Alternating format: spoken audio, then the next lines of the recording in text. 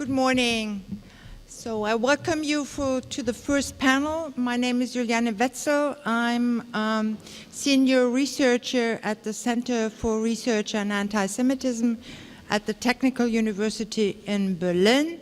So that's my daily work to this issue we are talking about today. And I'm member of the German delegation to IHRA and chairing the so-called steering committee on killing sites at IHRA. So unfortunately, for the first panel, Alison Smale couldn't come. So we will have a video clip by her taking this night, and so we will hear her via video. She's a British journalist and became the executive editor of the International Herald Tribune in 2008, and she's now the New York Times bureau chief in Berlin. Prior, she had been the deputy foreign editor at the New York Times. She organized much of the paper's coverage of the Iraq War and the war in Afghanistan.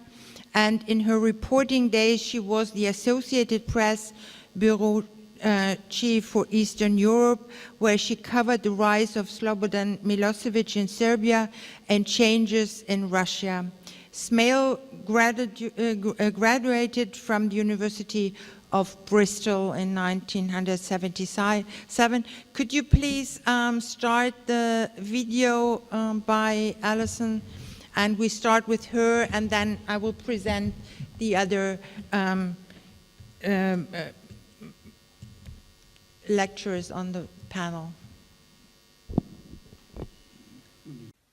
Good morning to all of you, and I'm so sorry not to be there in person. One thing I think is clear when discussing the Holocaust in public discourse: in this discourse there is no place like Germany. In one sense, this is obvious. The great crime of the Holocaust was planned here and carried out mostly by Germans.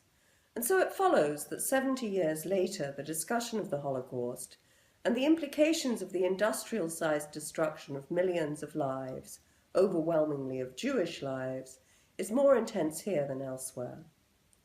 And despite the language used at rallies by Pegida in the German city of Dresden, and the appearance of neo-Nazis who attack asylum shelters as a great wave of refugees seeks shelter here, it is, of course, a discourse that is overwhelmingly shaped by horror at a history that most Germans wish had never arisen. When the 70th anniversary of the liberation of Auschwitz fell this year, the most popular TV talk show, hosted by Günther Jauch, featured two Holocaust survivors. The Greek elections, ushering in a left-wing government that would keep Germany and Europe in thrall for the next 6 months, occurred on the same night. So important was this news that the German television even put out a banner during a beloved criminal series on Sunday evening, announcing the result. But nothing would have deterred the Germans from featuring the discussion of Auschwitz and survivors. As Jan Böhmermann, a rising comic star here, put it to me months later, for him the most emotional date in German history is not May the 8th, the anniversary of the Nazi capitulation and thus of German liberation, but the much more emotional and earlier anniversary of the liberation of Auschwitz.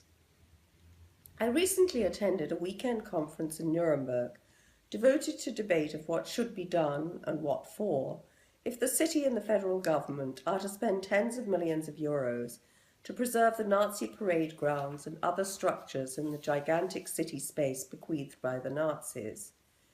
It is hard to imagine another country where such a learned team of scores of historians and other experts, plus a few members of the public, would have sacrificed a whole weekend to debate such matters. But it well reflected both the time warp aspect of Germany's devotion to history. The Nazi era and the Holocaust are now debated and documented in far greater detail than when I first visited Nuremberg back in 1980, and the acute actuality of the Nazi experience and the lessons that it has seared particularly into the German consciousness. As the British historian Neil Gregor said at the conference, the Germans committed the greatest of crimes and are now proving almost exemplary in the way they recall, memorialize, and tend an unspeakable period in the history of one of Europe's most cultured nations. Nuremberg's unique place in history encompasses both the birth of the myth of the Führer and the chosen Aryan race, and the destruction of the Thousand-Year Reich, ending with the justice served on some of the most cruel of Nazi leaders. The deputy editor of the local Nuremberg Nachrichten newspaper told the conference that he reckoned there were on average 2 or 3 articles a month in his publication about the Nazi legacy in the city. That is a telling tally of how public discourse there is shaped to this day by Nazi crimes, including the Holocaust, which resulted directly from the anti-Semitism preached by the Nazi movement from the start in its Bavarian birthplace and strongholds of Munich and Nuremberg, and which was locked into Hitler's murderous program by the race laws which he signed into effect in Nuremberg in 1935. Another recent aspect of the discussion of the Holocaust in Germany has been the controversy in Munich over whether to allow Stolpersteine, the brass plaques which now draw attention by the tens of thousands to individual homes and places from which named Jews disappeared into the Holocaust, and details their fate if known. Again, Jan Böhmermann, who is in his mid-30s, emphasized to me how much he appreciates these plaques, which he said enable him to explain, for instance, to his 5-year-old daughter, something of the history which every German, usually in their teens, through school lessons, if not earlier, learns what differentiates them from the Swiss, as one historian at the Nuremberg conference put it. Charlotte Knobloch, the head of the Jewish community in Munich, who remembers still the cruelties she witnessed on the night in 1938, when synagogues burned and Nazis rounded up Jews or simply killed and damaged them, takes a different view. But the very debate is a measure of how far we have come in articulating the persecution of Jews, progress that has yet to be made in other Central and East European countries where Jews were persecuted, killed, or sent to the death camps en masse. In closing this brief contribution to your conference, I would like to mention a special way in which the Holocaust is very much present in my own family. My husband, Sergei Dreznin, is a Russian Jewish pianist and composer. In 1992, he and the Viennese director-actor Alexander Wächter and singer Tanja Golden started performing some of the songs and satires written in Theresienstadt, or Teresin, by Jewish artists who were incarcerated there. Some perished there, and many more in Auschwitz. But while imprisoned, they could not stop practicing their art. Almost all the foremost cabaret stars of Berlin, Prague, and Vienna were jailed in Terezin. They died, their words lived on. After the production in Vienna, Sergei helped bring those words to audiences in Florida, in New York, and in France, where after a successful run at Théâtre Marigny on the Champs-Élysées, a French-language version of this extraordinary evening is still performed on tour. What better way is there to keep the Holocaust in public discourse and memory than this music?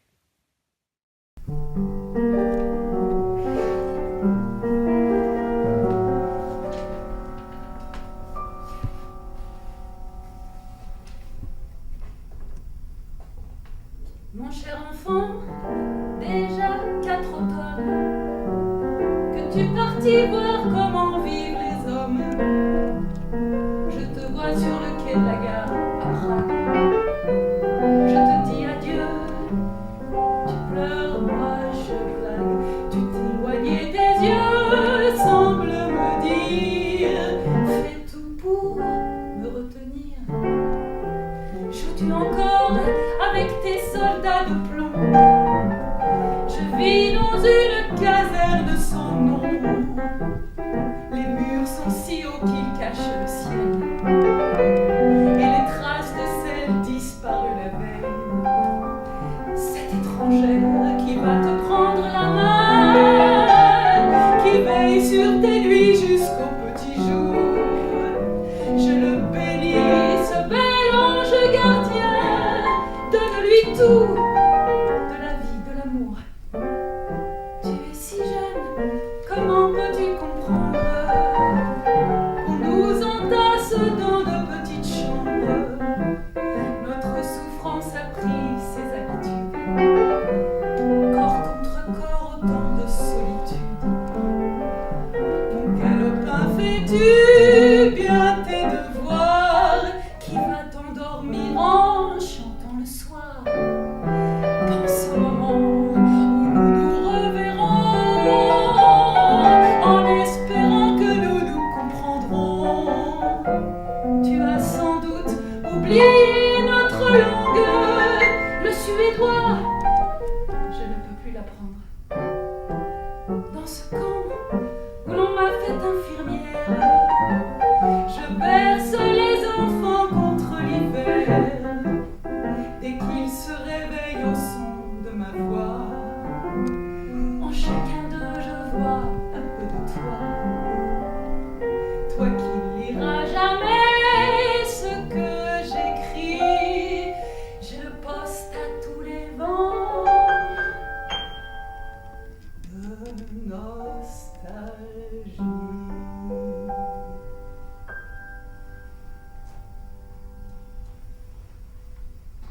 This was the part of Alison Smale, and I think she focuses very much on the remembrance of the Holocaust. So we would try to widen this a little bit and focus a little bit more on misuse concerning the Holocaust, and then coming into anti-Semitism. So the next speaker will be Constantine Gabriel. He's an international reporter and columnist with the leading Polish daily Gazeta Wyborcza. In the 70s, he was a democratic opposition activist, and in the 80s, he worked as an underground journalist and was a co-founder of the Underground Jewish Flying University and Polish Council of Christians and Jews. Additionally, he founded the Polish Jewish Intellectual Monthly Midrash, and he published numerous books, for example, on Poland's roundtable negotiations of 1989, on the Yugoslav wars, on Israeli history, as well as commentaries on the Torah and a panorama of the European 20th century.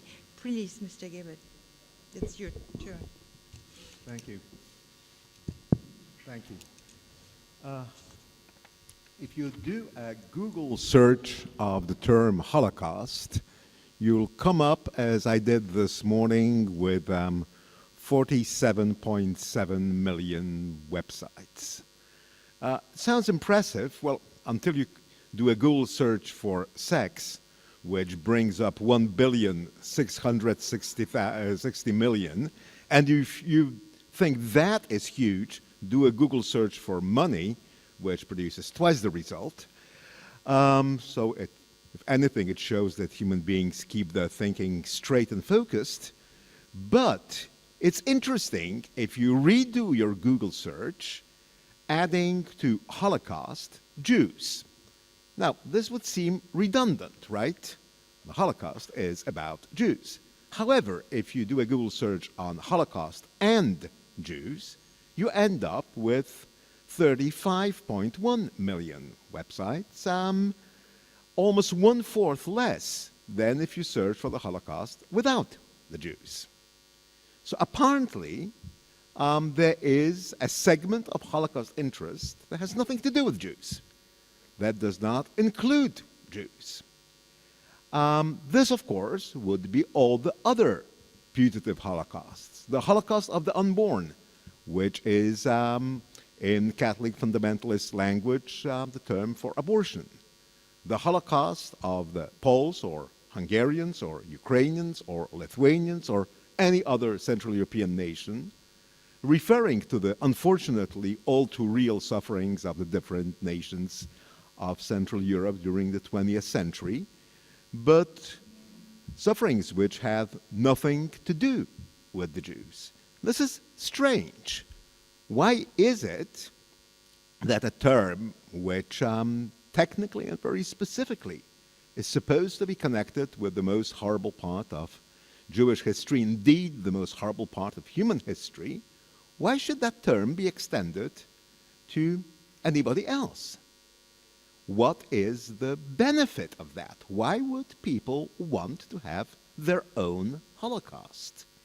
There is even a technical term used in some of the debates on the subject, Holocaust envy, a copy of Freud's famous penis envy that allegedly women felt.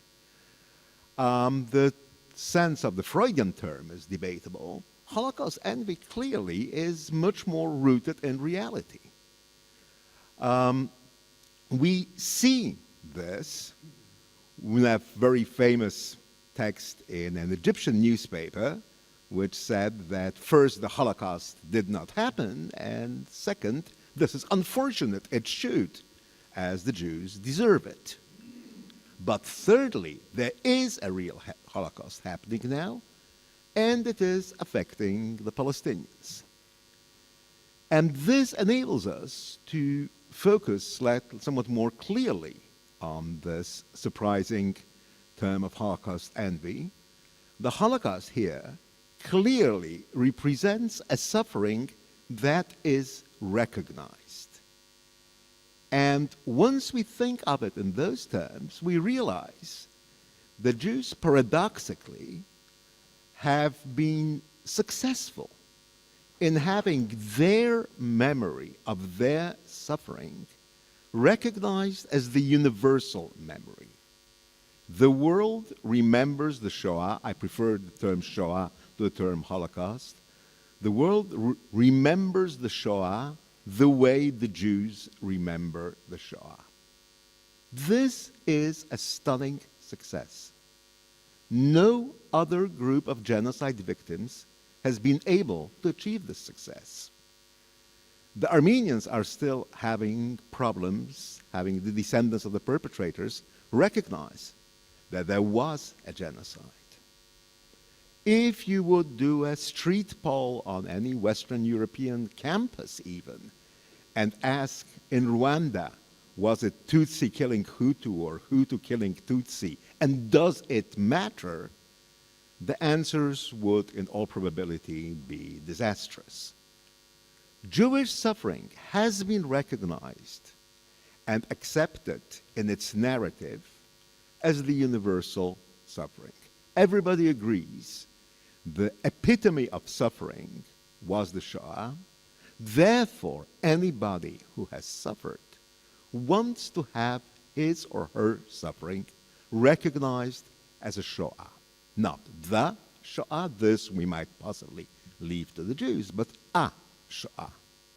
Therefore, the Shoah, the Holocaust of the unborn, the Holocaust of the Poles, the Holocaust of the Hungarians, and so on and so forth.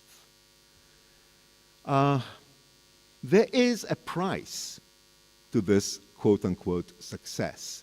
It is a success, it just is a very creepy word to use in the context of the commemoration of 6 million murders.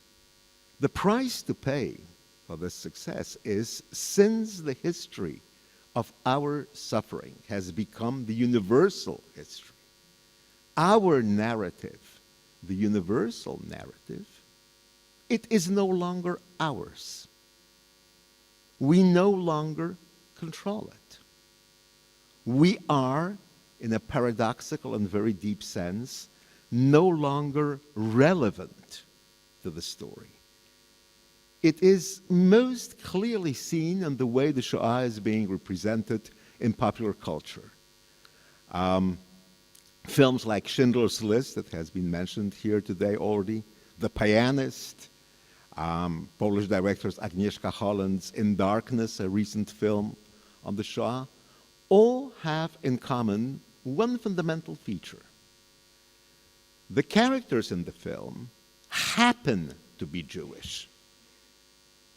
They are human like everybody else. They've been labeled Jewish by a criminal regime and then have to suffer absurdly. Occasionally, in those films, somebody will put on a talit or will start reading in the wrong direction from a book. just to show the viewers that that person is Jewish. But there is nothing Jewish about the Jews who suffer in those films. They are universal humans. This evacuation of Jewishness is striking and is different than the evacuation of Jewishness from the first mass popular culture depiction of the Shoah, which was, of course, the commercial success of the story of Anne Frank. There, Anne Frank's Jewishness was evacuated because it was an embarrassment, because not only some of the survivors of the Frank family, but indeed the artists responsible for putting the story of the stage thought better of themselves than being just Jews. They thought of themselves being universal humans that wanted to be free of this burden of Jewishness. Today, the evacuation of Jewishness is much more pernicious. The Jewishness is evacuated because it really isn't relevant. Since the story of the suffering of the Shoah is a universal story, what matters is its universal features, not the petty provincial nationalist aspects of being Jewish. If this trend continues, Jews will have as much control, input, or relevance to the story of the Shoah as cowboys and Indians have to Westerns. Nobody ever asks Native Americans, or there probably is a cowboy trade union, what do you think of this or that scenario? They're not relevant. This is a universal scenario. And more, the popular story of the Shoah becomes a story to which Jews are incidental at best. Now, for all the perverse aspects of this development, it is rooted in a genuine question. And that question is probably best expressed in a very famous polemic in the Polish literary world. I come from Poland, therefore that's my frame of reference, in the 80s. In 1946, the great Polish writer Zofia Naukowska published a collection of short stories called Medaliony, the Medallions, which was the first representation of the Shoah in Polish literature, for extremely powerful, very moving, and beautifully written short stories depicting 4 aspects of the sufferings of the Jews. And the motto given to that collection of short stories was, "People did this to people."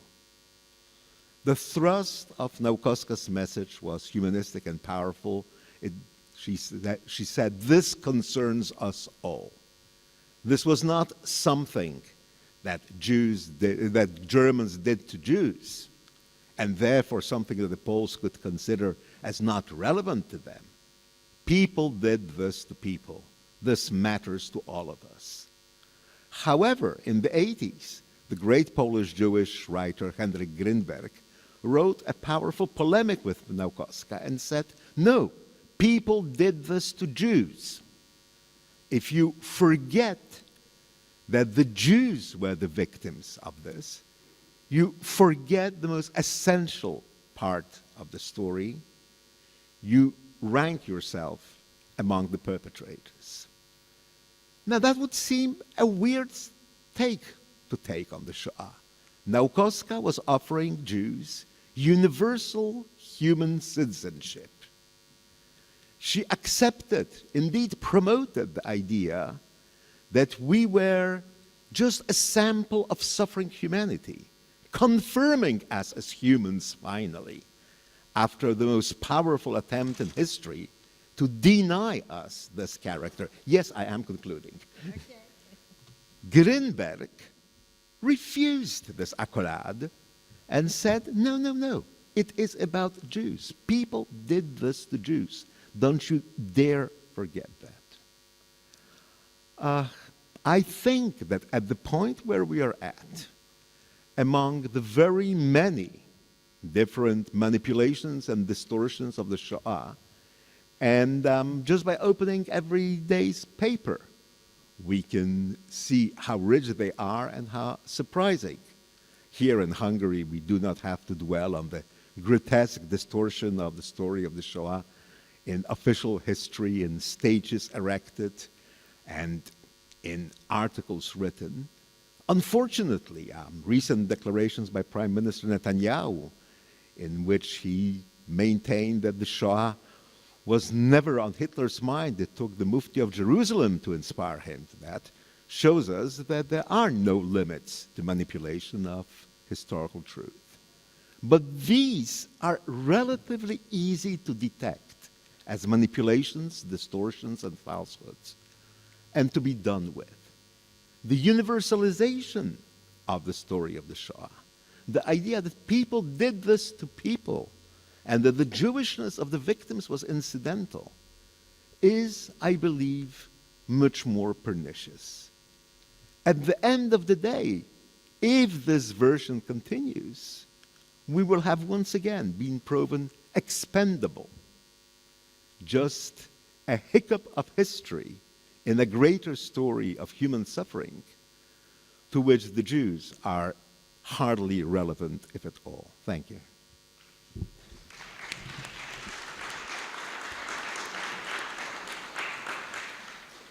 Thank you. Maybe afterwards you can give us a few examples of misuse of the Holocaust in, for example, Polish newspapers, because we are also focusing on print media, not so much now on other things. You Googled, but I think it would be interesting to have some explicit examples of the misuse. So we come to Milklós Haraszti. He's a Hungarian author, a professor and human rights promoter, and his books have been translated in many languages. He was a founder of Hungary's human rights and free press movement in the 1970s and a member of parliament in the 1990s. From 2004 to 2010, he served as the OSCE's representative on freedom of the media. Recently, he headed several OSCE ODIHR election observation missions and has been teaching at Columbia University and Central European University. He is Director of Research on Human Rights at CEO's Center for European Enlargement Studies, and with November 1, 2012, he was appointed as the UN's Special Rapporteur on the situation of human rights in Belarus. Please. Thank you so much. Thank you so much. I will try to keep my talk within 10 minutes, and hopefully not 10 Hungarian minutes, but 10 German minutes. And at the same time, I have to widen the scope of just print journalism, I am afraid, given that already today the media is hosted by the internet, and in the future all media will be hosted on the internet. This distinction is already about disappearing. I'm talking about two failures and one common cause for them. Namely, unfortunately, in numerous post-1989 democracies, the official answer to the hate speech challenge, especially the anti-Semitic hate speech challenge, has been a double failure of speech regulation. One blunder has been that no consensus and no enforcement success could be built around punitive legislation where legal action, strictly speaking, is not necessary. Its introduction has always been a political decision, and it can neither practically nor theoretically lead to actual containment of bad speech. Awkwardly, the laws banning Holocaust denial belong here. The other failure is seemingly the opposite of the first. It is a distressing inaction by law enforcement and the judiciary on laws punishing actual incitement to actual hate crimes. That is, against expressions that pose clear and present danger of violence, of discrimination, or disruption of rule of law and social peace, as opposed to just disturbing the peace of soul of people like Holocaust denial. Let me dwell a little bit first on the first type of legal activism. The criminalization of Holocaust denial has spread from Western Europe to the new democracies as a moral standard of how nations should honestly confront their own past. These laws are especially noble political declarations in Germany and in countries which had collaborationist governments. However, seen as an issue of free speech norms, which is another legitimate democratic pride, the Holocaust denial bans remain problematic because they are content-based instead of context or situation or danger-based, and because from an ocean of nasty lies filling the public space every day, these laws pick out certain symbolically potent fallacies, and they punish then the hidden intent of the speaker. They, in other words, abandon the protection of some primary values, peace of society, or of public order, of rule of law, or non-violence, in favor of protection of peace of soul of those who had experienced the truth or respect the truth. Thus, protection of a free public space gave way to protection of a hate speech-free public space. Seen as a legal issue, protecting Holocaust denial is prosecuting a euphemism. Post-Holocaust racism is mostly a hide-and-seek, wishing to be covered as legally protected speech, for example, camouflaging as legitimate history debate. In Holocaust denial cases, just because they are not direct incitements, judgment has to have recourse to an underlying law which helpfully certifies this particular content as anti-Semitism in reality. And finally, but very importantly, and pertinently to what Constantine Gabriel spoke about, seen from a practical point of view, these laws are actually inefficient in rounding up the public misuse of Holocaust. They may even intensify the hide-and-seek and may give green light to hateful expressions that avoid actually denying the Holocaust. I have carefully read the IHRA's working definition of Holocaust denial and distortion, and have to tell you that courts in Hungary, for example, would be helpless against expression, I quote, attempts that attempt to blame the Jews for causing their own genocide, or expressions that minimize the role of collaborators and allies of Nazi Germany. The latter minimization is even written to the new constitution of the country and is memorialized with public statue. As usual in the long run, it was not the moral necessity of such activism that proved contagious. It was its arbitrariness. The slide down the slippery slope started by taking Holocaust denial bans as models for new content-based ad hoc speech bans, especially for criminalization of the questioning of the official historical narrative of countries. And there is an endless list of such laws now in the region, for example, in Slovakia, in the post-Yugoslav nations, in the Baltic, and especially in the post-Soviet region.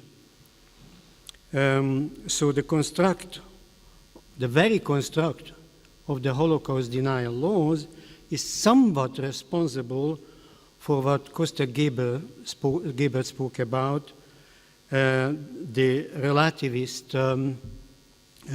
laws of Holocaust envy in several nations, which are, as he also pointed out, not always innocent, because the use of the term Holocaust for non-Jewish history is quite often a deliberate anti-Semitic reciprocation. And on the top of all this, in many post-Soviet countries, legislators bundle the Holocaust denial laws into so-called extremism packages, kind of mentality laws, by adding to Holocaust denial offensive criticism of the government, promotion of terrorism, or coverage of societal conflict. The extremism laws purposefully misuse the issue of Holocaust denial to illegitimately prosecute political thought. So what about the other blunder, the lack of execution of laws that would be necessary to execute? Unfortunately, some of the new democracies routinely close their eyes for transgressions of the line separating regrettable views from actual instigation to violent hate crimes or to discrimination or to disruption of rule of law. In other words, law enforcement is reticent in implementing the legitimate regulations.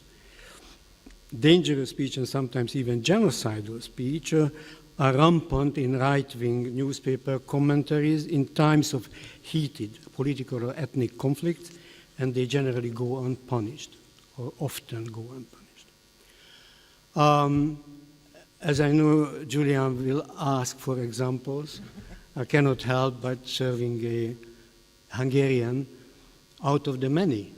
The Hegedűs case of demanding discrimination, rekesszétek ki őket, or the Bayer pieces about Cohen and Schiff, or about animals who have to be switched out by any means, referring to the Roma. But I cite only one very recent case, as recent as 2 weeks ago. In the village of Gebert, a big gathering of far-right groups had a big meeting asking for punishment of the Roma, and then they together marched to Roma houses and started to throw stones. And 2 weeks ago, one person has been indicted for the actual stone throwing, but none of the speakers have been actually apprehended for the clear and present danger that those speeches had caused on the site. So one failure consists of fighting a few symbolic catchwords, such as Holocaust distortion, with criminalization, instead of countering them with the help of many, many other good words and with the help of social mobilization. And the outcome is proliferation of clever euphemisms that circumvent those laws. And the other failure is treating the fighting words which were pronounced in dangerous situations as if they were covered by freedom of speech, although there exist pertinent laws applicable to restrict racist speech precisely in such dire contexts. The outcome is proliferation of incitement, dehumanization, discrimination, and even of actual violence. So what are the common causes that I claim underlie to these two blunders, I believe the common root in too many post-89 new democracies lies in the lack of consensus between the mainstream political parties, consensus about the, it will take 2 more minutes, I'm afraid. So it was, after all, Hungarian minutes. I'm sorry about this. About the consensus between the mainstream political parties about the national responsibility for the Holocaust, about the limits of free speech, about the admissible tools for political recruitment, or actually about anything, because this condition could be called neo-Weimarian, using the analogy of the famously confrontational mentality of the pre-1933 Germany. The rules of game are overwritten by an absolute political fight, and as it happened then, absolute fight leads to absolute power. The Hobbesian downturn of our 1989 Kantian consensus, the freedom to disagree, has overwhelmed the freedom to cooperate, annihilating political correctness and several liberties in the process. These common denominators are now betrayed by shallow, postmodern demagoguery. Public life's contrarian madness is reaching the level of a cold civil war, invariably in Hungary, in the Czech and Slovak republics, in Bulgaria, in Romania, and now even in Poland, I'm afraid. So what are the remedies? The neo-Weimarian conditions tied to the fact that prosecutors, judges, and police, in a way, the way it is tied to the prosecutor's inability to act is either that they blame laws as insufficiently exact, or they refuse to apply the existing danger-based rules, is because these law enforcers do sense the absence of shared moral duty in their background, in the legislature, and in the political life. And the political background needed for them to self-confidently do their job is robbed from them by the populistic agitation and the mad blame game. They are intimidated from using democracy's tools at hand, fearing that they would be accused of political action in service of one or another feuding side, or even of global agents. So the missing precondition is clearly the lack of joint public stance of all mainstream forces against anti-Semitism, against racism, and the joint refusal to recruit xenophobic voters by using euphemistic buzzwords. Law enforcement would surely be able to defend both freedom of speech and crack down on neo-Nazi incitement if elected officials stop blaming international conspiracy for the fate of the nation. This discourse is surely not the old rubbish, but neither is helpful in putting solid foundations under law enforcement in complying with its task, which is to purge the old rubbish. Thank you.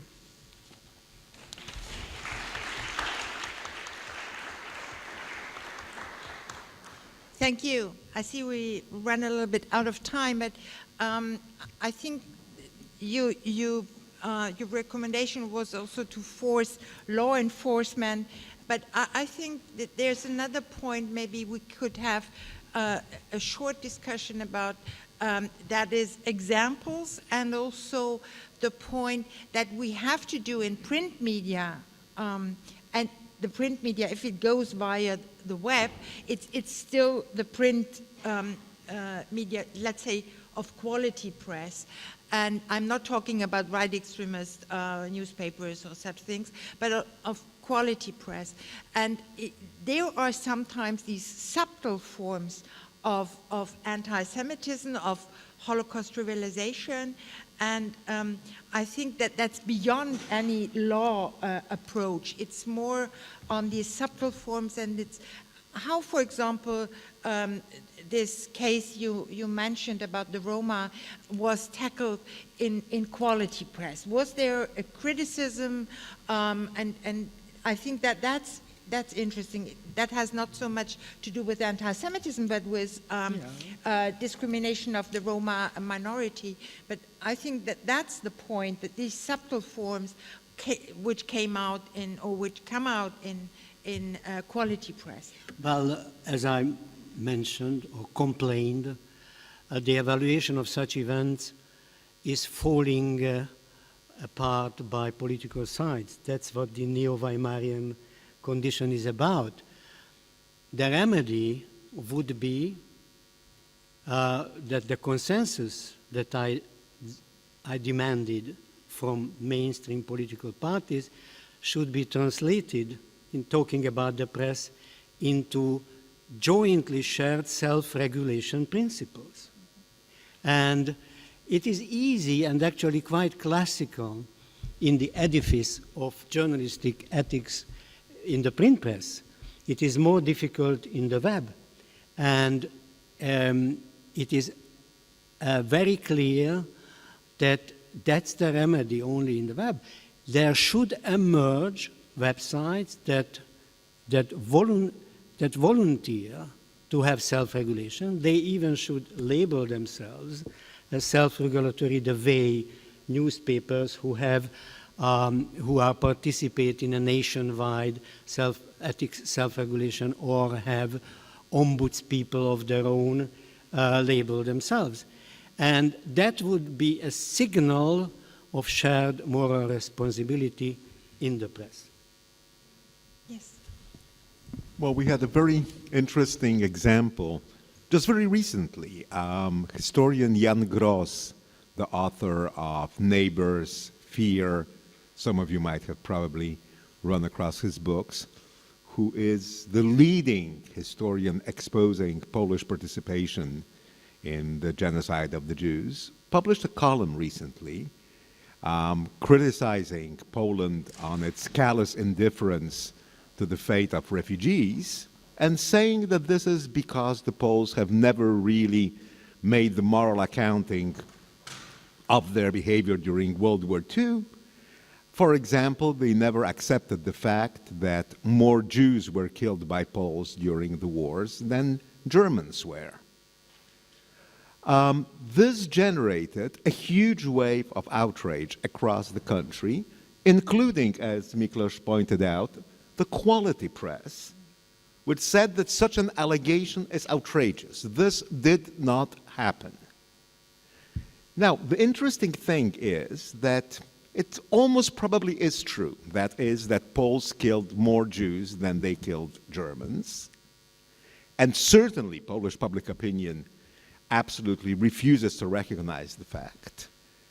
However, the logical value of that statement in itself is questionable, because it doesn't take into consideration that A, there were many more Jews than Germans as potential targets, and B, that while killing Germans was somewhat frowned upon by the powers that be, killing Jews was very actively encouraged. Therefore, the two are not exactly comparable. In my belief, therefore, Jan Gross' thesis was widely off the mark, just as the reaction of the quality press that this is an outrage and cannot be was also widely off the mark, but in the opposite direction. And then came a very interesting reaction, not from the quality press, but from those directly interested. During one of the anti-immigrant marches in Poland, we don't have immigrants, we have anti-immigrant marches. the participants chanted in the direction of the yet absent immigrants, "We will do to you what Hitler did to the Jews." It also rhymes in Polish. Now, interestingly enough, therefore, somebody was owning up to Jan Grass' thesis, actually amplifying it. This was not at all reflected in the mainstream press. It seemed almost unfair to use this argument of reality against a statement which should not have been true, therefore could not have been true. And I very largely agree with the conceptual framework that Milklós just laid out for us. Neo-Kantian reasoning in a very neo-Hobbesian world essentially misses the point. It remains morally right. It just happens to miss the point because reality has shifted. Thank you. I would also point on another very important thing. It's not only the written parts in the newspapers, in the print, in the quality print press, but it's also images. So it's mostly cartoons. May you I only want to make one or two examples of that. I think that that's all overall the same, that in cartoons you have this misuse of the Holocaust, this trivialization to equate the Middle East conflict and the Holocaust. So go further one. Yeah, these are two examples to show you, two examples, some older ones from 2002, where you can see this equation of the Holocaust and the Middle East conflict and Israel's policy or Israel's defense forces. The next one may be only to give this impression, because sometimes, or mostly, those who write are not the same as those who put in cartoons or images. And via images, often this misuse is very open. So do you have any further commentary? And then we have, unfortunately, to close because we are running out of time. I'll just say that those cartoons are a classical example of something that I referred to, the kind of circular reasoning that the Holocaust didn't happen, which is a pity, but now there is a real Holocaust and the Jews are doing it to the Palestinians, which retroactively absolves the perpetrators of the Holocaust of any guilt, and B, clearly denies Jews any kind of moral status that their victimhood might have given them. Of the kind of symbolic abuse of the Middle East conflict, possibly the best example was a cartoon published in Corriere della Sera, a major Italian newspaper, during the Second Intifada, in which baby Jesus, looking at an Israeli tank in Bethlehem, said, "I hope they won't kill me again." I think it's very difficult to go better than that. Although there was a very good attempt on French TV, when you might remember the famous picture of the Palestinian child being shot at allegedly by Israelis and eventually dying behind a barrel at Erez crossing. Al-Dura, thank you. And presenting this picture on TV, French TV, the announcer said, "This picture annuls the famous picture of the little boy from the Warsaw Ghetto." Thank God we're rid of that. We no longer have to consider this picture from the Warsaw Ghetto. The Palestinian suffering annuls, annule, this was the word she used, the picture of the little boy from the ghetto. Clearly, this kind of symbolic manipulation has as its main thrust relieving Europeans from the guilt of the Shoah, transferring it happily on Israelis. Thank you. You have it. I would return to what I said, the unfortunate possibilities given for the famous slippery slope by the very construct of the Holocaust denial law, because that's a very, very important thing to remember. The slippery slope materializes usually not by adding new speech bans, ad hoc speech bans, history denial speech bans, but by reciprocation. That's the most favored way of spreading something that is misusable, and that happens internationally. These cartoons are a typical example of that, but it happens even nationally. The Socialist Liberal Coalition of Hungary in the year of 2009 passed finally the Holocaust denial law, and only a couple of months later the new coalition, the Fidesz-led coalition, added to it in undescript crimes of the communist past, removed actually reference to Holocaust from the law, and unified it under denial of crimes of tyrannies, just generally, and this way created a new pool of possible restriction for free speech, especially in connotation to the new constitution that criminalized the Socialist Party, actually, its competitor. Point is, reciprocation can be fought by nice words, can be fought by awareness, can be fought by self-regulation, by quality journalism, but I believe it is better to concentrate on punishment of actual incitement to actual crimes and make the criminalization of Holocaust denial more and more symbolic. I agree very much what happened last year in Hungary, that a judge condemned a Holocaust denier to Holocaust education. That was wonderful. And I believe making criminalization symbolic would more serve the pedagogical purpose of the law than any other formulation. Thank you very much, and I'm sorry that we had no time for answers and questions, but I would like to ask my colleague Felicia Wortmann to chair the next panel. Thank you very much.